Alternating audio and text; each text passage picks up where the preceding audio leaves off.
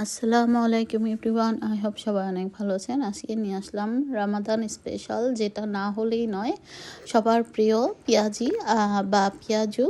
তো ডালের পেঁয়াজু না হলে কিন্তু ইফতার বা রমজানের ইয়েটা বোঝাই যায় না যে এখন রমজান চলছে। তো সবার ঘরে ঘরে দেখবেন এই পেঁয়াজুর রেসিপিটা থাকবেই। তো আমি বেশ কিছু মুসুরির ডাল মানে ভিজিয়ে রেখেছিলাম, তো এখন এগুলোকে আমি ব্লেন্ড করে নিচ্ছি।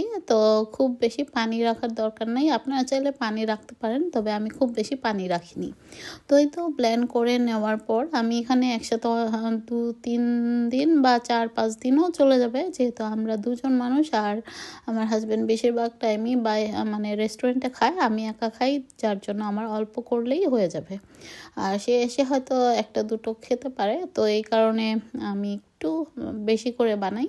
তো যাই হোক, এখন আমি পেঁয়াজুটা আমি যেভাবে বানাই সেই জন্যই আমি আপনাদের সঙ্গে শেয়ার করলাম। ভাবলাম জানি না, এক একজন আসলে এক এক টাইপের করে বানায়। তো আজকে আমি চাউলের গুঁড়াটা অ্যাড করিনি। তো মাঝে মাঝে আমি কিন্তু চাউলের গুঁড়াও অ্যাড করি, দিলে কিন্তু ভালোই লাগে, একটু মিষ্টি মিষ্টি লাগে, আপনারা বানিয়ে দেখবেন।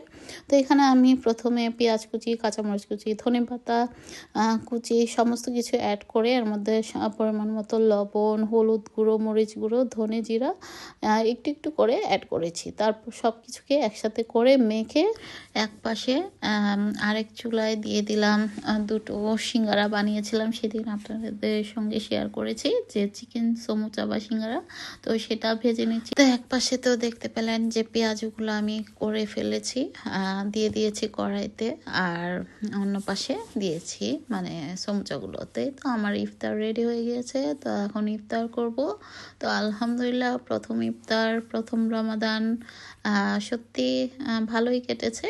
তো আপনাদের কেমন কেটেছে অবশ্যই কমেন্টস করে জানাবেন। আর ভিডিওটা দিতে একটু লেট হয়ে গিয়েছে, আসলে একটু বিজি ছিলাম, যার জন্য এডিট করার সময় পাইনি। দেখা গেছে আরও কয়েকটা জমে গিয়েছে, সেটাও করতে পারবো কিনা জানি না সময় মতো। তো যাই হোক, আজ এ পর্যন্তই। আল্লাহ হাফেজ।